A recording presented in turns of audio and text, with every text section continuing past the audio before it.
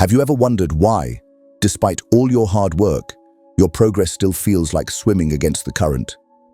Why your motivation fades in certain environments?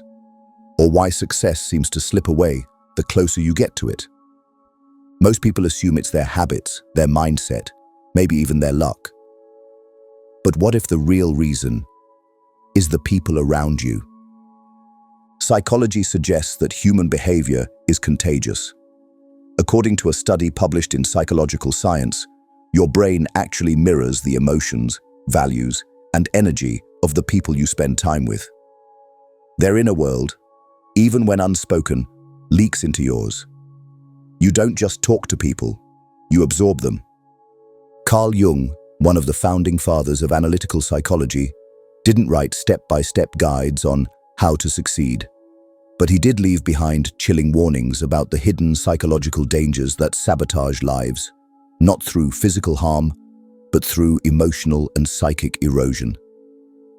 He didn't warn us about monsters hiding in the dark. He warned us about people who have never met their own darkness and bring it to you instead. In this video, we'll explore 5 psychological types Jung believed could derail your growth, drain your energy, and block your path to success. Not because they hate you, but because they don't know themselves. Their unconscious becomes your burden. Their wounds become your war. And while they may never raise their voice or cause visible chaos, the damage they cause is deep, silent, and cumulative. If you've ever walked away from a conversation feeling heavy for no reason, if you've felt responsible for someone else's emotions, or if you've sacrificed your own peace just to keep someone else from falling apart, you may already be under their influence. Let's take a closer look at who these people really are and how Jung's work can help you finally see what you've been blind to for far too long. Carl Jung once said, "Until you make the unconscious conscious, it will direct your life and you will call it fate." These words aren't just about self-reflection, they are a warning. Because the unconscious doesn't only shape your thoughts, it shapes your relationships, your choices, and your success. When people talk about success, they talk about hustle, discipline, mindset. But very few mention something just as critical: your psychic environment, the emotional and psychological atmosphere created by the people you interact with. You don't live in a vacuum. You live in relationships, and those relationships either support your evolution or quietly dismantle it. Jung believed that every human being carries an unconscious, a vast reservoir of unacknowledged fears, desires, projections, and wounds. When someone refuses to confront their unconscious, it doesn't disappear. It spills outward, onto their partner, onto their children, onto their colleagues, onto you. This is why surrounding yourself with unaware people is not just inconvenient, it's dangerous. We tend to think danger shows up with red flags, with screaming arguments or dramatic betrayals. But some of the most damaging dynamics are invisible at first. They start with charm, with closeness, with empathy, until one day you realize your life is no longer yours. You're living someone else's story, carrying someone else's pain, playing a role you never agreed to. Jung categorized these dynamics not by surface behavior, but by archetypal patterns, deep psychological roles that play out across time, culture, and identity. And among them are 5 patterns that, if left unrecognized, can slowly corrupt your sense of self and block your personal success. The first is perhaps the most seductive of them all: the unconscious manipulator. Not all manipulation comes from a place of malice. Some of the most disorienting manipulation comes from people who genuinely believe they're victims. They're not plotting behind your back. They're not trying to control you on purpose. But somehow, you always end up responsible for how they feel. This is the unconscious manipulator, someone so unaware of their own internal wounds that they make other people carry them. At first, they might seem emotionally deep, sensitive, fragile. You may even feel a strong connection, a desire to protect them. But over time, you begin to notice something subtle. Every time they're upset, it's your fault. When they're anxious, it's because you weren't there. When they feel abandoned, it's because of something you said. When they're angry, it's because you disappointed them. Again, you might try to fix things, to clarify, explain, apologize, but the cycle doesn't end. That's because what you're dealing with isn't really about you. It's a projection, a psychological mechanism Jung studied in depth. Projection is when someone unconsciously assigns their own inner conflicts onto someone else. Instead of facing their fear of abandonment, they accuse you of leaving. Instead of confronting their shame, they make you feel guilty. Jung called this the shadow, the disowned part of ourselves that we refuse to recognize. And when a person has not met their own shadow, it begins to act out through others. In this case, through you. Studies in modern psychology echo this. Research in Frontiers in Psychology shows that unresolved trauma often leads to displacement, redirecting emotions onto safer targets, usually loved ones. It's not intentional, but it is destructive. The unconscious manipulator doesn't necessarily lie or deceive. Their power comes from emotion, from creating a landscape where your worth is tied to their stability. You begin to measure your actions by their reactions. You walk on eggshells. You anticipate their needs before your own. And somewhere in the process, you forget what you actually feel. The most dangerous thing is that you may think you're being kind. You may think you're being emotionally mature. But what's really happening is emotional fusion, where your identity merges with theirs and your energy becomes fuel for their unresolved pain. This person doesn't need a villain. They need a carrier, someone to absorb their unresolved past. And if you're not careful, you'll become that person. Not because you're weak, but because you're empathetic. Jung wrote, "The meeting of two personalities is like the contact of two chemical substances. If there is any reaction, both are transformed. But in this case, the transformation is not mutual. One person expands, the other shrinks. If someone in your life always feels like a crisis you're trying to manage, if conversations leave you feeling emotionally depleted, if you find yourself questioning your intentions constantly, it might be time to ask a harder question. Am I helping someone, or am I being used to help them avoid themselves?" Now, while the unconscious manipulator draws you in through emotion and wounded vulnerability, the next type is far more polished and far more deceptive. They don't need your empathy, they need your admiration. At first glance, they seem perfect, composed, reliable, maybe even impressive. They say the right things. They behave the right way. They're rarely emotional, never messy, and always appropriate. But something feels off. You can't quite name it. There's a hollowness in your conversations, a performative rhythm to your connection, like everything is being filtered through a screen. This is the persona wearer, someone who has become so identified with their public image that they've lost touch with their true self. Jung described the persona as the mask we wear to navigate society. It's not inherently bad. In fact, we all use it. You're a different person with your friends than you are with your boss, and that's healthy. But problems arise when someone stops recognizing the mask as a mask and starts believing it's who they truly are. According to Jung, the persona is what one is not, but what oneself and others think one is. In other words, it's a carefully crafted illusion. The persona wearer builds their entire life around roles: the ideal parent, the selfless leader, the spiritual guide, the high achiever. They perform rather than live. And over time, they begin to demand the same performance from you. Authenticity becomes uncomfortable. Vulnerability becomes threatening. Real emotion, out of bounds. You may notice that when you express doubt or raw feeling around them, they withdraw. When you break script, even slightly, they freeze or shut down. Because anything spontaneous reminds them of what they've buried. Their discomfort isn't with you, It's with what you represent, the freedom they've denied themselves. The danger here is subtle but powerful. When you're around someone who never shows cracks, you begin to question your own. You start to filter yourself. You minimize your truth. You adapt to their polished world. And without realizing it, you begin to wear a mask too.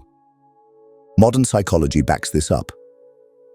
A 2011 study published in the Journal of Personality and Social Psychology found that people who constantly suppress their emotions in favor of social roles experience higher rates of anxiety, depression, and identity confusion, not only for themselves, but for the people closest to them. Living with or working alongside a persona wearer can feel like walking through a museum. Everything looks impressive, but you're not allowed to touch anything. The connection lacks depth, spontaneity, reality, and eventually, you lose sight of who you are, not because they're hostile, but because the relationship rewards performance and punishes presence.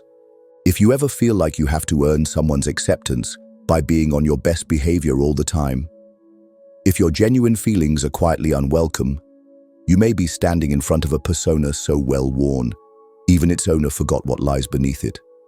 And while the persona wearer hides behind the illusion of perfection, controlling every detail of their presentation, the next type doesn't even bother with a mask. Not because they're more honest, but because they've convinced themselves there's nothing to hide. This is the shadow denier.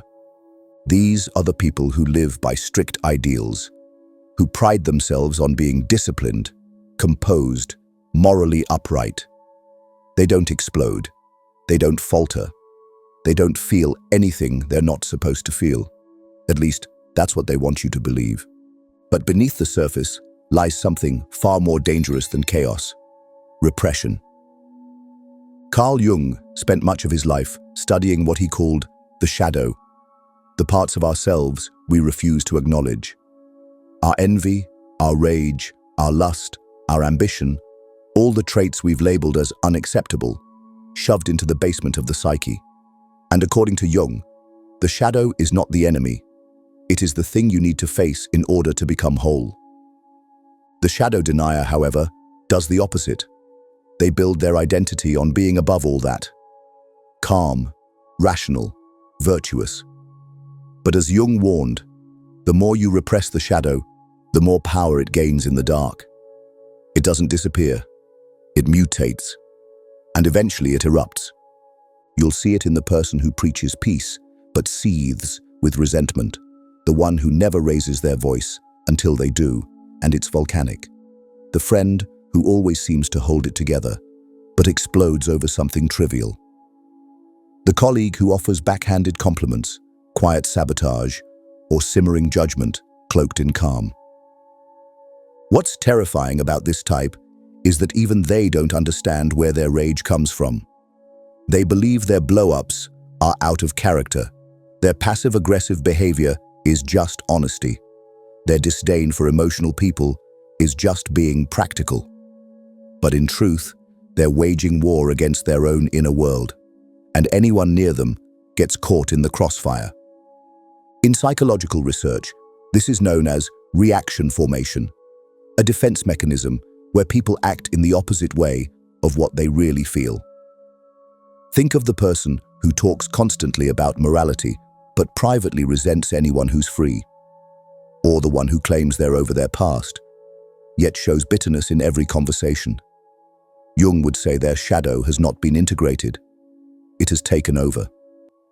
And here's the problem for you. The shadow denier doesn't tolerate imperfection, not in themselves and not in you. You'll find yourself apologizing for being human, for feeling too much, for being too honest, too sad, too alive. And the cost of this is your authenticity. Over time, you begin to suppress parts of yourself just to maintain the peace. Not because they asked you to, but because their judgment is loud, even when unspoken. Jung warned that these types are the most unstable.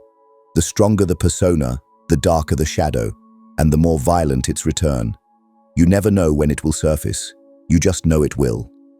So if you've ever felt like you're tiptoeing around someone who seems calm but radiates tension, if you've watched someone unravel without understanding why. You may be face to face with a person at war with their own unconscious. And unlike the shadow denier, who silently suppresses what they cannot face, the next type does something even more insidious. They disguise their inner conflict as righteousness. This is the moral controller. They don't erupt in anger or collapse into blame. Instead, they hold their head high, speak in absolutes, and wield morality like a weapon. They always seem to know what's right, and more importantly, who's wrong. Their world is divided into the good and the fallen, the proper and the flawed, and they always seem to stand on the side of virtue. But look closer. Their judgments are rarely about justice. They are projections, carefully disguised as concern. Jung cautioned against this exact pattern. He wrote that the more we repress the unacceptable within ourselves, the more we'll see it out there in others. It's no coincidence that the most controlling people often obsess over the behavior of others. They need someone to carry the shadow they cannot bear to acknowledge in themselves. You may have encountered this energy before, not through open conflict, but through veiled disapproval. Through the relative who shames your choices while claiming it's out of love. Through the co-worker who frames criticism as feedback for your growth. Through the spiritual mentor who corrects you endlessly but never questions themselves. To them, you are not a person. You are a reflection of everything they are avoiding. Modern studies in moral psychology highlight how people who signal virtue the loudest often do so to cover their own contradictions. It's not just hypocrisy, it's a defense mechanism. And for those close to them, it's suffocating. Because what starts as subtle correction turns into chronic self-doubt. You begin to feel watched, evaluated, measured. Every action runs through an invisible moral filter, and slowly, you begin to betray yourself. Not because you agree with their standards, but because their approval feels like survival. The most disarming part is that the moral controller rarely sees themselves as controlling. They think they're guiding, helping, leading. But in reality, they are casting their disowned impulses onto everyone around them. And if you're not aware, you'll start to carry their shame like it's your own. Jung understood the danger here clearly. He saw how morality, when severed from self-awareness, becomes tyranny. Not of society, but of the soul. So if you've ever felt like you were shrinking to fit someone else's ideals, if you've internalized guilt for simply being yourself, it's possible you've been living under a system of judgment masquerading as love. And yet, for all their rigidity, moral controllers are still operating within limits. They want control. They want order. But the next type doesn't want anything as clear as that. They don't criticize. They don't correct. They just consume. This is the psychic vampire. They don't confront. They cling. They don't accuse you outright. They drain you quietly. At first, they come across as gentle, maybe even emotionally open. They seem to need you, your time, your attention, your constant reassurance. And it feels good, even meaningful, to be needed like that. But soon, you begin to notice the cost. Every interaction leaves you tired, not physically, but soul deep. You start rearranging your life around their needs. Your free time becomes their therapy session. Your peace becomes their emotional feeding ground. And worst of all, you feel guilty for wanting space. Carl Jung didn't use the term psychic vampire, but he described the dynamic clearly. In his writings on individuation, he warned of symbiotic relationships, connections where one person cannot sustain their inner life and begins to unconsciously merge with another. In these bonds, boundaries dissolve. The self becomes blurred. One person's unconscious starts to colonize the others. The psychic vampire is rarely aware of what they're doing. They aren't trying to hurt you, but they are trying to survive. And they've learned to survive by attaching themselves to the emotional strength of others. Over time, they pull you into their world of endless need. There's always something wrong. Always a new crisis. Always another reason why they can't move forward without your support. And you, being empathetic, try to help. At first, it feels noble. Then it feels necessary. Eventually, it feels like a trap. Research in emotional labor and codependency has shown how chronic emotional caretaking leads to burnout, resentment, even identity loss. And yet, the psychic vampire keeps drawing you back, not with threats, but with helplessness. You begin to feel responsible for their well-being. And in doing so, you slowly abandon your own. Jung would argue, this is not just a relational problem, it's a spiritual one. Because your path toward wholeness, your individuation, depends on reclaiming your energy, your will, your psychic space. And a psychic vampire, left unchecked, will devour that space, drop by drop, until there's nothing left but a shadow of who you once were. So ask yourself, do you feel lighter or heavier after you speak to them? Do you look forward to their presence, or do you brace for impact? Are you free to say no? Or does guilt keep you tethered? Because if someone consistently leaves you drained, and you're starting to forget where they end and you begin, it's not just exhaustion, it's entanglement. And now, having walked through these 5 types, we must return to the heart of what Jung really wanted us to see. Not just who to avoid, but who we might become if we don't awaken. You've heard the warnings. The unconscious manipulator, the persona wearer, the shadow denier, the moral controller, and the psychic vampire, 5 psychological patterns that Jung believed could quietly erode not just your peace, but your path to success. Not because these people are inherently evil, but because they are blind to their own inner world, and in that blindness, they pull others into their unconscious drama. But here's the most difficult truth of all. These patterns don't only live in other people, they live in you too, in me, in all of us. Jung never set out to divide the world into victims and villains. His work was about integration, making the unconscious conscious so that we stop living from the shadows and start living from awareness. He wrote, "Knowing your own darkness is the best method for dealing with the darkness of other people." It's not about cutting people off impulsively or judging them from a distance. It's about recognizing energetic boundaries, psychological projections, emotional patterns, and refusing to carry what isn't yours. Sometimes, the most compassionate thing you can do is walk away. Sometimes it's saying no, without explanation. And sometimes, the real work isn't escaping other people's chaos. It's noticing the part of you that keeps inviting it in. The unconscious manipulator needs your guilt to survive. The persona wearer needs your silence to keep up the show. The shadow denier needs your compliance to avoid their own truth. The moral controller needs your obedience to sustain their illusion. And the psychic vampire, they need your presence more than they need your love.